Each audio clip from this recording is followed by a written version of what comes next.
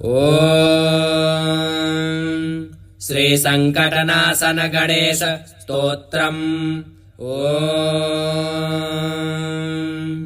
प्रणम्य शिरसा देवम् गौरीपुत्रम् विनायकम् भक्तावासम् स्मरेन्नित्य मायुष्कामार्थसिद्धये। प्रथमम् वक्रतुण्डम् च एकदन्तम् द्वितीयकम् तृतीयम् कृष्णपिङ्गाक्षम् गजवक्त्रम् चतुर्थकम् लम्बोदरम् पञ्चमम् च षष्ठम् विकटमेव च सप्तमम् विघ्नराजेन्द्रम् धूम्रवर्णम् तथाष्टमम् नवमम् बालचन्द्रम् च दशमम् तु विनायकम् एकादशम् गणपतिम् द्वादशम् तु गजाननम् द्वादशैतानि नामानि त्रिसन्ध्यम् यः पठेन्नरः न च विघ्नभयम् तस्य सर्वसिद्धिकरम् परम्।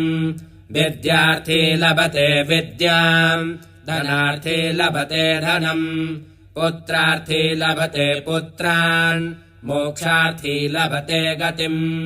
जपेद्गणपतिस्तोत्रम् षड्भिर्मासैः फलम् लभेत् संवत्सरेण सिद्धिम् च लभते नात्र संशयः।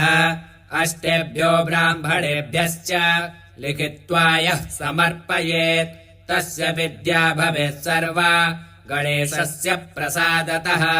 ॐ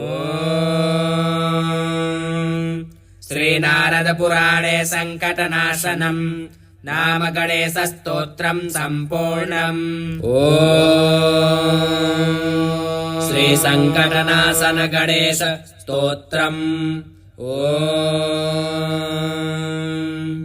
प्रणम्य शिरसा देवम् गौरीपुत्रम् विनायकम् भक्तावासम् स्मरेन्नित्य मायुष्कामार्थसिद्धये।